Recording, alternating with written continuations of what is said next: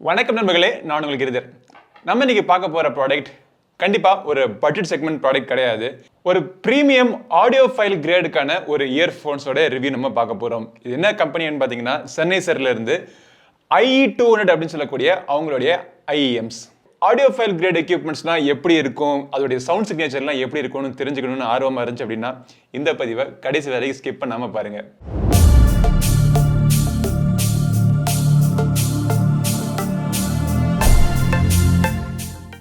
Alright, Sennheiserனுடைய IE200 இதோடைய விலை கடைசியில் சொல்கிறேன் உங்களுக்கு.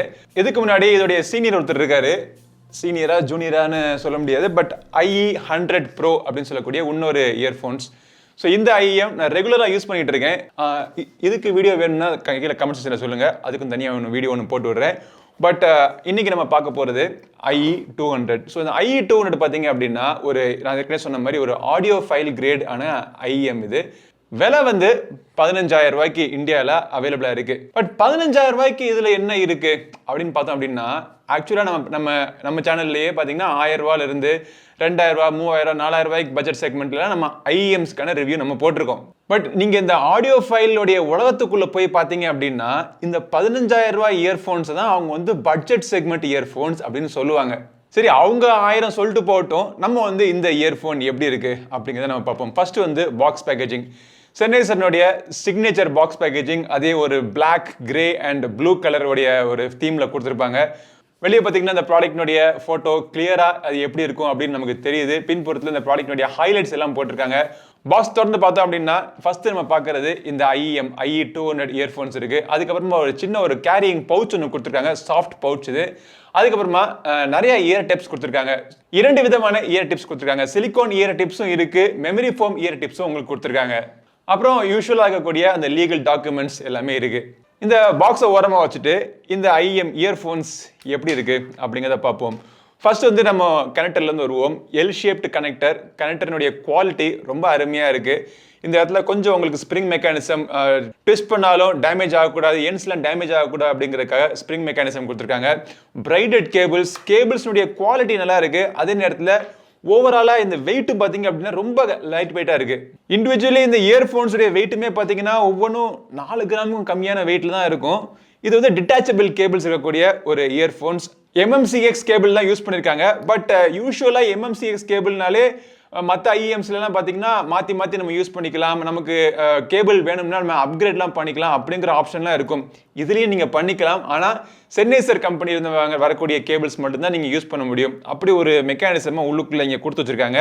அது ஒரு சின்ன ட்ராபேக்காக தெரிஞ்சாலும் நான் வந்து பர்சனலி இந்த கேபிள்லாம் அப்கிரேட் பண்ண போகிறது கிடையாது. ஸோ இதே கேபிளில் தான் நான் யூஸ் பண்ணிட்டு இருக்க போகிறேன். ஸோ எனக்கு பர்சனலி இது எந்த பிரச்சனையும் கிடையாது. பட் சில ஆடியோ ஃபைல்ஸுக்கெலாம் பார்த்தீங்க அப்படின்னா இது ஒரு முக்கியமான ஒரு மேட்டர். அதுக்காக தான் நான் சொல்லிடுறேன் உங்களுக்கு. அதுக்கப்புறமா இந்த ஆக்சுவல் இயர்ஃபோன்ஸ் ரொம்ப லைட் வெயிட்டாக, சிறுசாக, சூப்பராக இருக்குது பார்க்குறதுக்கு. நம்ம காதில் உண்மையிலேயே இதை போட்டிருக்கோமா அப்படிங்கிற ஒரு ஃபீல் உங்களுக்கு இருக்கும். அவ்வளோத்துக்கு லைட் வெயிட்டாக, பர்ஃபெக்டான ஃபிட்டிங்கோட அருமையாக அமைஞ்சிருக்கு. இந்த இயர் டிப்ஸோடைய டிசைனில் ஒரு புது பேட்டன்ட் பெண்டிங் மெக்கானிசம் டிசைன் ஒன்று கொடுத்துருக்காங்க. அது என்ன அப்படின்னா, ஃபர்ஸ்ட் வந்து இந்த என்ன இயர் டிப்ஸ் உங்களுக்கு சிலிகான் இயர் டிப்ஸை யூஸ் பண்ணிக்கலாம், இல்லை மெமரி டிப்ஸை யூஸ் பண்ணிக்கலாம். அதை வந்து நீங்கள் அப்படி ரிமூவ் பண்ணிக்கலாம். ஓகே, ரிமூவ் பண்ணியாச்சு. ஸோ ரிமூவ் பண்ணிவிட்டு நம்ம திருப்பி போடுறப்போ ஃபஸ்ட்டு நீங்கள் அப்படி வச்ச உடனே ஒரு கிளிக் ஒன்று கேட்கும். அதுவே ஓகே. உள்ள ஃபுல்லாக தள்ளணுங்கிற அவசியம் கிடையாது. உள்ள ஃபுல்லாக தள்ளிங்க அப்படின்னா இன்னொரு சவுண்ட் சிக்னேச்சர், அந்த கேவிட்டி பார்த்தீங்கன்னா அதோடைய லென்த் இன்க்ரீஸ் ஆகிறதுனால பேஸ்னுடைய ரெஸ்பான்ஸ் சேஞ்ச் ஆகும் அப்படிங்கிறதுக்காக டூயல் டியூனிங் ஃபீச்சர் கொடுத்துருக்காங்க. ரொம்ப சின்ன ஒரு டிசைனில் பண்ணவங்க சின்ன விஷயம் தான். பட் அது பார்த்தீங்கன்னா சவுண்ட் சிக்னேச்சரில் அவ்வளோதுக்கு டிஃப்ரென்ஸ் நமக்கு கொண்டு வந்து காமிக்குது. பியூர்லி ஆடியோ கிரேடுக்கான ஒரு இயர்ஃபோன். பாட்டு கேட்கறது அவ்வளோதான். வேற எந்த வேலையும் கிடையாது. இன்ஃபேக்ட் நீ இதில் மைக்கு கூட கிடையாது, கால்ஸ் பேசுகிற கூட இதை யூஸ் பண்ணிக்க முடியாது. இந்த கேபிள்ஸ்லாம் வந்து டேங்கிள் ஃப்ரீ கேபிள்ஸ்லாம் சிக்கிக்காது அப்படிங்கிறாங்க. எனக்கு சிக்கிக்குது. நம்ம என்னத்தை பண்ணாலும் நமக்கு இந்த வயர்டு இயர்ஃபோன்ஸில் எனக்கு பர்சனலி ஒரு பிரச்சனை. டக்குன்னு இயர்ஃபோன்ஸ் எடுத்து நம்ம பாட்டு கேட்கணும்னு நினைக்கிறப்போ அப்போ தான் சிக்கியிருக்கும். பட் ஈஸியாக எடுத்துடலாம் போல. சிக்கல்லாம் எடுத்துட்டு சிக்கல் இல்லாமல் பாட்டு கேட்குறப்போ அந்த பாட்டோடைய குவாலிட்டி எப்படி இருக்குது அப்படின்னு நான் உங்களுக்கு சொல்கிறேன். பட் மியூசிக்கோடைய குவாலிட்டி நான் எப்படி அதை என்ஜாய் பண்ணுறேன் அப்படிங்கிறத உங்களுக்கு எப்படி சொல்லி காமிக்கிறது அப்படிங்கிறத ஒரு சின்ன என்ன சொல்றது, ஒரு வார்த்தை இங்க தொண்டை வரைக்கும் நிக்குது, வெளியே வர மாட்டேங்குது. ஸோ அதை வந்து உள்ள அமுக்குறதுக்காக நம்ம சால்னாலாம் போட்டு புரோட்டா முக்கி உள்ள தள்ளுவோம், புரோட்டாவோட கலந்து பேசுவோம் நம்ம. ஸோ இதோடைய பேஸ் எப்படி இருக்கு அப்படின்னா, நீங்க ஒரு புரோட்டா மாவை பிசைகிறப்போ அதோடைய அந்த டெக்ஸ்டர் நீங்க எப்படி நீங்க ஃபீல் பண்ணுவீங்க அப்படிங்கிறத இமேஜின் பண்ணிக்கோங்க.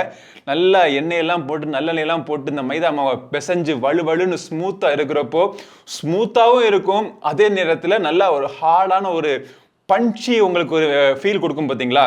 ஸோ அந்த மாதிரி தான் நல்லா பிசைஞ்சு வச்சிருக்கிற புரோட்டா மாவு மாதிரி பேஸ் பார்த்தீங்க அப்படின்னா திக்கா ஸ்மூத்தா ஸ்ட்ராங்கா இருக்கு. பட் ஒரு ஆடியோ ஃபைல் கிரேட்ல நான் எக்ஸ்பிளைன் பண்ணணும் அப்படின்னா இதோடைய சவுண்ட் குவாலிட்டி, இந்த பேஸ் பார்த்தீங்க அப்படின்னா நல்ல ஒரு டெக்ஸ்டர், அந்த பேஸோடைய டெக்ஸ்டர்ஸ் பார்த்தீங்கன்னா நீங்கள் ஈஸியாக நீங்கள் ஃபீல் பண்ணலாம். லோயர் பேஸாக இருக்கட்டும் இல்லை மிட் பேஸாக இருக்கட்டும் எல்லாமே பார்த்தீங்கன்னா உங்களுக்கு ஒரு நல்ல ஒரு கிளாரிட்டி உங்களுக்கு கொடுக்குது, ஒரு பஞ்சி எக்ஸ்பீரியன்ஸ் கண்டிப்பாக உங்களுக்கு கிடைக்கும்.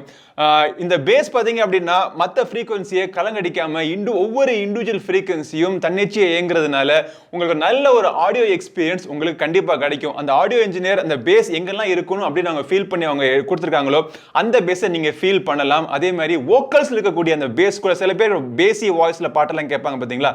ஸோ அந்த ஒரு பேசி ஒரு எக்ஸ்பீரியன்ஸ், வோக்கல் எக்ஸ்பீரியன்ஸுமே பார்த்தீங்க அப்படின்னா நல்ல கிளியராக கேரி ஆகி அந்த வாய்ஸ் இருக்கக்கூடிய டெக்ஸ்டர்ஸ் எல்லாமே உங்களுக்கு வலுவலுன்னு க்ளீனாக கேட்குற மாதிரி உங்களுக்கு கொடுத்துருக்காங்க. அப்புறம் அதே புரோட்டா மாவை நல்லா பொரிச்சு எடுத்துட்டு, பொரிச்ச புரோட்டா நான் சொல்றது நம்ம மதுரை பக்கத்தில் நத்தம் சைடில் பார்த்தீங்க அப்படின்னா ஒரு பொரிச்ச புரோட்டா கடைன்னு இருக்கும். காலையில் 5 மணிக்கு போனீங்கன்னா உங்களுக்கு புரோட்டா சூப்பராக கிடைக்கும். ஸோ அந்த ஒரு புரோட்டாவை அப்படி தட்டில் இலையில வச்சு, இலையில வச்சு அப்படி பிரிக்கிறப்போ அந்த நூலாக பிரியும் பார்த்தீங்களா, அந்த மாதிரி ஒரு கிளீனான ஒரு டெக்ஸ்டர்ல உங்களுக்கு இன்ஸ்ட்ருமெண்ட்ஸ்னுடைய கிளாரிட்டி உங்களுக்கு கிடைக்குது. ஒவ்வொரு லைன் ஆஃப் இன்ஸ்ட்ருமெண்ட்டும் அது எங்க பிளே ஆகுது, எப்படி பிளே ஆகுது, எந்த சைட்ல உட்காந்து அவங்க வாசிக்கிறாங்க அப்படிங்கறது முதற்கண்டு நம்ம கிளீனா நீங்க அனுபவிக்க முடியும்.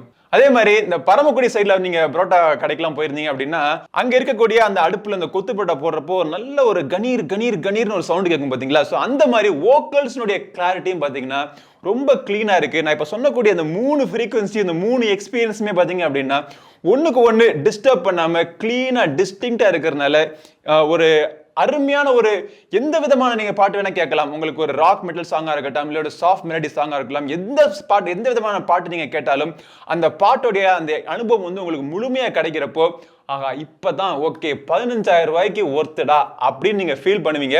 நீங்க இந்த இயர்போனை வச்சுட்டு அதுக்கு பக்கத்துலேயே பாத்தீங்க அப்படின்னா ஒரு 4,000 ரூபாய்க்கு 3,000 ரூபாய்க்கு நல்லா கிடைக்கக்கூடிய நல்ல குவாலிட்டியான இயர்போன்ஸை வச்சு நீங்க கேட்டீங்க அப்படின்னா அந்த ஒரு 10,000 ரூபாய்க்கான ஒரு டிஃபரன்ஸ் வந்து கொண்டிருக்காங்களா, 10,000 ரூபாய் டிஃபரன்ஸ்ல அப்படி என்னடா கொண்டுட்டாங்க, கிட்டத்தட்ட எல்லாம் ஒரே மாதிரி தானே இருக்கு அப்படின்னு நீங்க நினைக்கலாம். பட் அந்த கொண்டு வந்திருக்கிற அந்த சின்ன ஒரு டிஃபரன்ஸ் கூட சில ஆடியோ ஃபைல்ஸ்க்கு பாத்தீங்க அப்படின்னா பெரிய மேட்டரா இருக்கும். இதோட கிளாரிட்டி பாத்தீங்கன்னா அவ்வளவுக்கு அருமையா இருக்கு. சவுண்ட் ஸ்டேஜிங்குமே பாத்தீங்கன்னா ரொம்ப ஒரு வைடான சவுண்ட் ஸ்டேஜிங் உங்களுக்கு கிடைக்குது. இதோட சிக்னேச்சர், சவுண்ட் சிக்னேச்சர் பாத்தீங்கன்னா ஈக்குவலைசர் வந்து ஒரு வி ஷேப் ஈக்குவலைசர் மாதிரி நீங்க ஃபீல் பண்ணிக்கலாம். நல்ல ஒரு ஹையான ஒரு பேஸ், நல்ல ஒரு டெக்ஸ்டர்டு ஹை ஃப்ரீக்வன்சி, மிட்ல இருக்கிற வாய்ஸ் நல்ல பள்ளத்துல அமைதியா உட்கார்ந்து இருக்கு, அதே நேரத்துல நல்ல கிளாரிட்டியாவும் இருக்கிற மாதிரி ஒரு அருமையான ஒரு ஃபீல் உங்களுக்கு இந்த சவுண்ட் இயர்போன்ஸ்ல, இந்த IE 200 இயர்போன்ஸ்ல உங்களுக்கு கிடைக்கும். ஃபிட்டிங் ஒரு முக்கியமான அம்சம். எந்த ஒரு IEMஸ்லயுமே பாத்தீங்க அப்படின்னா ஃபிட்டிங் பெர்ஃபெக்ட்டா இருந்துச்சு அப்படின்னா அதோடைய சவுண்ட் குவாலிட்டியுமே உங்களுக்கு அவங்க எப்படி டிசைன் பண்ணிருக்காங்களோ அது உங்க காதுக்கு கிளீனா போய் சேர்ந்து அடையும். ஸோ அதே மாதிரி இந்த இயர்போன்ஸை நம்ம காதுல மாட்டிக்கிறப்போ இதுல வந்து உங்களுக்கு நாய்ஸ் கேன்சலிங், ANC இதெல்லாம் எதுவுமே கிடையாது. பட் இருந்தாலுமே இதோடைய பாசிவ் சீலிங் உங்களுக்கு பெர்ஃபெக்ட்டா இருக்கிறதுனால சவுண்டுடைய எக்ஸ்பீரியன்ஸ் வேற லெவல் கொண்டு போகும். ஆனா இயர்போன்ஸை எடுத்து நம்ம மாட்டுறப்போ கொஞ்சம் பழக்கம் வேணும். ஃபர்ஸ்ட் நம்ம எடுத்து மாட்டுறப்போ எது லெஃப்ட் எது ரைட்டுன்னு தடவ வேண்டியதா இருக்கு. பட் இந்த இடத்துல ஒரு சின்ன ஒரு கம்பேரிசன் IE 200க்கும் IE 100 Proவுக்கும் இருக்கக்கூடிய வித்தியாசங்கள் என்னன்னு பாத்தீங்க அப்படின்னா ஃபர்ஸ்ட் வந்து பில்ட் குவாலிட்டி, கேபிளுடைய குவாலிட்டியிலிருந்து பார்த்தீங்கன்னா எல்லாமே இதில் வந்து சூப்பராக அப்கிரேட் பண்ணியிருக்காங்க.